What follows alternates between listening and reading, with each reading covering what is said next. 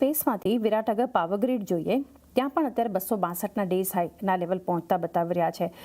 તો અહીંયા અત્યારે જે ખરીદારી થઈ રહી છે તો અત્યારે શું કરવું જોઈએ આ લેવલ્સ પર પાવરગ્રીડ? અગર જોઈએ તો છેલ્લા ઘણા સમયથી આપણને એક બેરિશ ચાર્ટ સેટઅપની અંદર કામકાજ કરતું જોવા મળી રહ્યું છે. Lower high low formation form થતી જોવા મળી રહી છે અને બેક ટુ બેક હર્ડલ આપણને આવતો જોવા મળી રહ્યું છે 20 દિવસ અને 50 દિવસની એક્સપ્રેશન મૂવિંગ એજ પાસે. તો આજના દિવસમાં કંઈક ને કંઈક આપણને 20 દિવસની એક્સપ્રેશન મૂવિંગ એજની ઉપર સસ્ટેન થતું જોવા મળી રહ્યું છે, પરંતુ ઉપરમાં 265ના લેવલ્સ જે ઇમિડિયેટ હર્ડલની જેમ કામ કરતા જોવા મળી શકે. જો 265ની ઉપર સેશન કરે તો કદાચ એક બાઉન્સ તમને પ્રીવિયસ સ્વિંગ હાઈ સુધીના લેવલ્સ પાસે આવતો જોવા મળે, જ્યાં 273 275 સુધીના લેવલ્સ તમને ઓપન થતા જોવા મળી શકે છે. પરંતુ કંઈક ને કંઈક જે રીતના ચાર્ટ સેટઅપ બન્યા છે થોડું નેગેટિવિટી અહીંયાથી આપણને બનતી જોવા મળી શકે છે. ચાર્ટ સેટઅપ થોડા નેગેટિવ છે, સો હાયર એન્ડથી આપણને પ્રેશર બિલ્ડ થવાના ચાન્સીસ છે. તો જ્યાં સુધી 265ની ઉપર સસ્ટેન ના કરે કે એની ઉપર આપણને ક્લોઝિંગ આવતું નથી જોવા મળતું, ત્યાં સુધી થોડું અવોઇડ કરીને ચાલવાની સલાહ રહેશે પાવરગ્રીડને. તો હાલ તો એક થોડું અવોઇડ કરવાનો વ્યૂ બનતો જોઈ રહ્યા છે પાવરગ્રીડ માટે. ઓઇલ ઇન્ડિયા માટે દેવેન એક વ્યૂ લેવો છે. અત્યારે ઓઇલ ઇન્ડિયા 505ના લેવલ્સ પર, એટલે ઇનફેક્ટ 52 વીક્સ હાઈ પણ બનતા દેખાડી રહ્યા છે. ગઈકાલે પણ જે મજબૂતી આવી છે આ સ્ટોકમાં ઓઇલ ઇન્ડિયા, આપણે ઇનફેક્ટ જોઈએ તો સ્ટ્રોંગ લોંગ સાઇડ પર બિલ્ટઅપ એફએનઓનું ટોપ ગેઇનિંગ કાઉન્ટર ગઈકાલે હતું. આજે પણ જે એક ફોલોઅપ બાઇંગ બતાવી રહ્યું છે, આપ કઈ રીતે વ્યૂ આપશો અહીંયા દેવેન?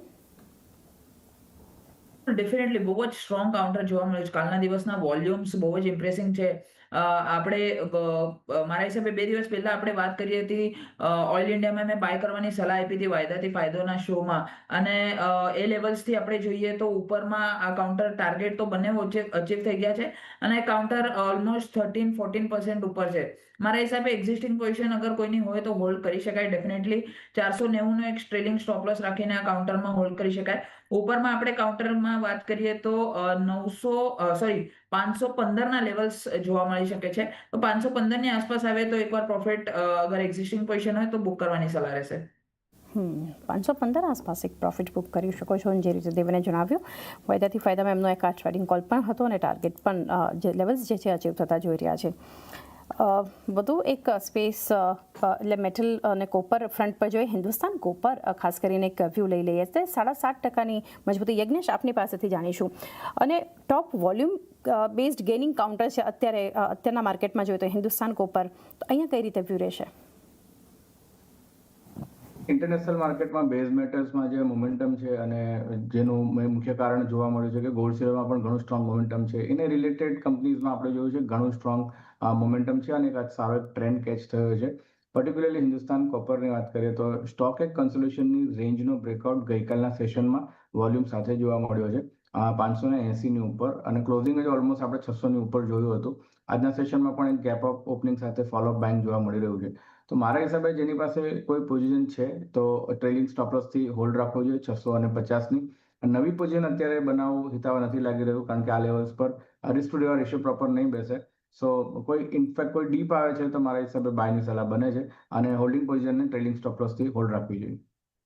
તો ખાસ કરીને હોલ્ડ માટેનો વ્યૂ, પરંતુ ફ્રેશ એન્ટ્રી કરવી છે 12 ડિપ્સનો એક અપ્રોચ હિન્દુસ્તાન કોપર પર રાખી શકો છો.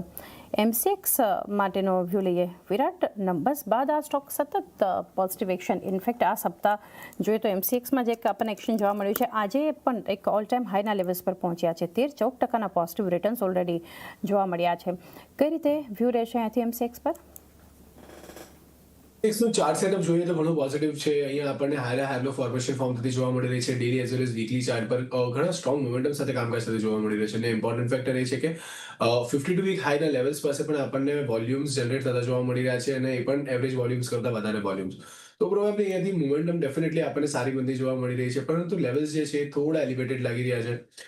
પોસિબલ છે કે અહીંયાથી આપણને ટાઈમ બેઝ કે પ્રાઇસ બેઝ કરેક્શન આવતું જોવા મળે. તો અગર જો પ્રાઇસ બેઝ કરેક્શન આવે છે તમને ફરીથી નીચેના 2400ની આસપાસના લેવલ્સ આવતા જોવા મળે તો એક સારી એન્ટ્રી હોઈ શકે છે, જ્યાં તમે લોંગ કરીને ચાલી શકો. 2200ની આસપાસનો સ્ટોપ લોસ તમે ધ્યાનમાં રાખો. ઉપરમાં 2800 સુધીના લેવલ્સ તમને MCXમાં બનતા જોવા મળી શકે છે. કરંટ લેવલ્સ થોડા એલિવેટેડ છે, પ્રોબેબલી તમને અહીંયાથી ઘટાડો આવતો જોવા મળે. 2500-2400 એક સારા લેવલ્સ હોઈ શકે છે, જ્યાં તમે લોંગ કરીને ચાલી શકો છો.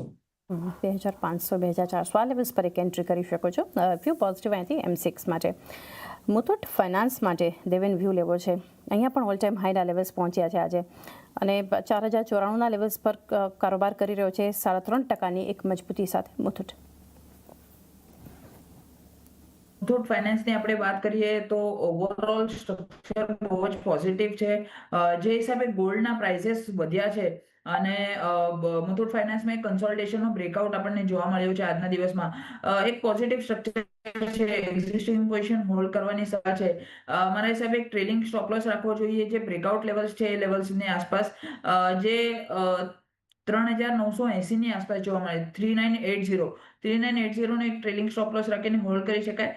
ફ્રેશ લોંગ પોઝિશન કરવાની સલાહ નથી, કેમ કે ઓલરેડી બ્રેકઆઉટ આવી ગયો છે અને સ્ટોકે સારી એવી મુવમેન્ટ ઓલરેડી દેખાડી છે. આજે 3.5% ઉપર છે. રિસ્ક રિવોર્ડ રેશિયો આ લેવલ્સથી ફેવરેબલ નહીં રહે, એટલે હોલ્ડ કરી શકાય, બટ ફ્રેશ લોંગ પોઝિશનની સલાહ નથી. નીચેમાં 3980 નો સ્ટોપ લોસ રાખીને ઉપરમાં 4250 ના લેવલ સુધી આ કાઉન્ટર અપમૂવ દેખાડી શકે છે, તો હોલ્ડ કરવાની સલાહ રહેશે. તો એક વ્યૂ અહીંથી હોલ્ડ કરી શકો છો. મુથુટ ફિનાન્સ પર એક વ્યૂ બનતો જોઈ રહ્યા છે.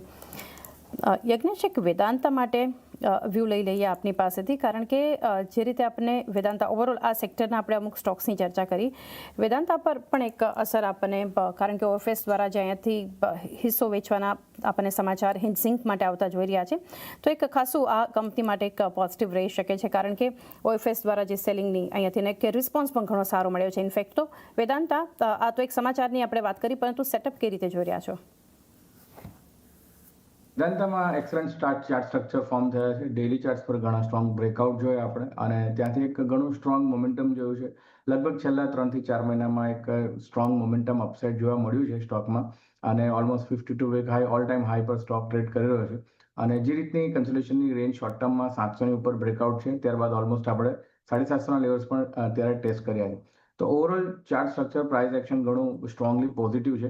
એક જ પ્રોબ્લેમ છે કે આ લેવલ્સ પર અગર લોંગ કરીએ છીએ તો સ્ટોપ લોસ ઘણું દૂર થાય છે, તો રિસ્ક ટુ રેશિયો પ્રોપર નહીં બેસે. તો મારા હિસાબે જેની પાસે એક્ઝિસ્ટિંગ પોઝિશન છે, હોલ્ડ રાખવી જોઈએ 685 ના ટ્રેલિંગ સ્ટોપ લોસથી. અને કોઈ ઘટાડો આવે છે તો બાયની સલાહ બને છે, પરંતુ અત્યારે નવી બાઇંગ માટે પોઝિશન એડ કરવાનું, એક અવોઇડ કરવાની સલાહ છે, અને ટ્રેલિંગ સ્ટોપ લોસથી એક્ઝિસ્ટિંગ પોઝિશનને હોલ્ડ રાખો. તો સ્ટોપ લોસ સાથે હોલ્ડ કરી શકો છો પોઝિશન, પરંતુ ફ્રેશ એન્ટ્રીની આ લેવલ્સ પર વેદાંતા પર. વિરાટ, છેલ્લે ઇન્ડસ ટાવર્સ, આના પર એક વ્યૂ લેવો છે. 2% ખરીદદારી સ્ટોક અત્યારે બતાવી રહ્યું છે ઇન્ડસ ટાવર્સ. કઈ રીતે વ્યૂ રહેશે આ લેવલ્સ પર? અહીંયાથી શું કરવું જોઈએ?